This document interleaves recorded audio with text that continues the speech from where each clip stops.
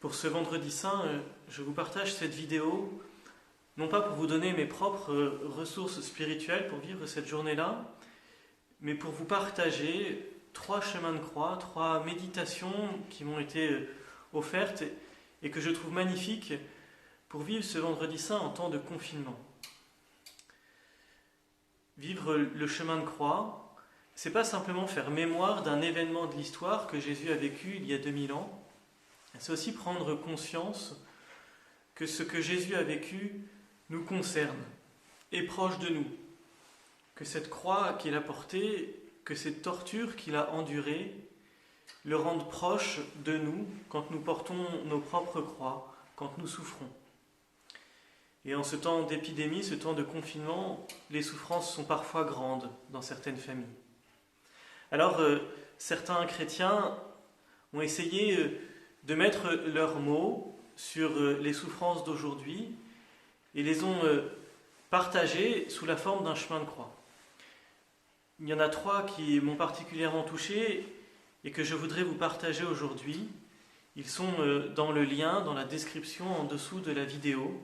Vous pourrez aller les voir selon ce qui vous touche, ce qui vous concerne le plus. Le premier, c'est le chemin de croix proposé par le pape. Cette année, les méditations des stations de ce chemin de croix ont été rédigées par des personnes prisonnières ou des gens qui travaillent dans le milieu de la justice et des prisons. Pour certains, le temps de confinement est un temps oppressant, justement, parce qu'on ne peut pas sortir, il y a quelque chose qui est de l'ordre de l'emprisonnement.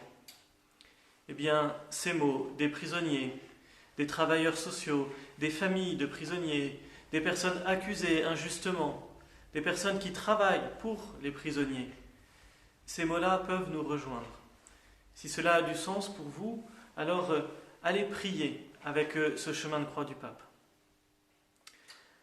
Un second chemin de croix, qui est, je trouve, très touchant, a été pensé, prié et mis en œuvre par des familles d'ici les Moulineaux, qui expriment avec leurs mots ce que elles, ces familles, vivent et ce que la présence du Christ manifeste, ce que cette présence leur donne comme espérance et qu'elles souhaitent nous partager. Là encore, si cela vous parle, si cela a du sens pour vous, allez prier avec ce chemin de croix. Et puis la 3e méditation que j'ai trouvée assez bouleversante, c'est une méditation du chemin de croix qui a été rédigée récemment par un travailleur des hôpitaux, un soignant, qui est aussi diacre, donc chrétien, et qui essaye, à travers son expérience des hôpitaux aujourd'hui, d'y discerner la proximité de Dieu, d'y discerner l'œuvre de Dieu. Dieu n'est pas loin de nos souffrances, je le crois même au contraire, par le Christ, il est proche des souffrants. Dieu n'est pas loin de nous, mais par le Christ, il se fait l'un de nous.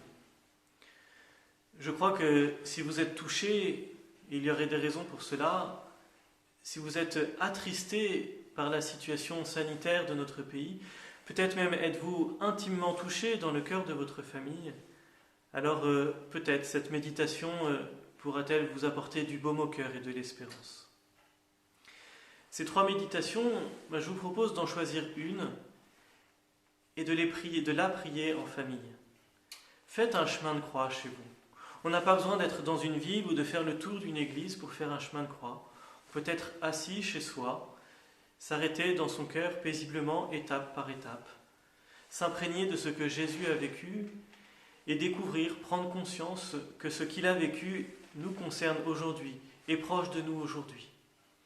Que Jésus compatit à nos souffrances, qu'il prend sur lui ce qu'il peut de nos péchés, de nos mal, de notre mal, et qu'il nous ouvre en même temps un chemin, qui est le chemin vers Pâques, le chemin vers la vie, le chemin vers la paix, le chemin vers une vie plus sensée, plus pleine d'espérance, plus fraternelle.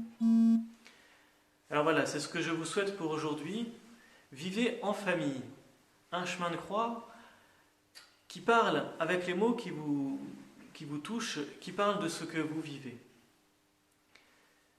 Vous y trouverez, j'en suis certain, je l'espère en tout cas, paix et espérance.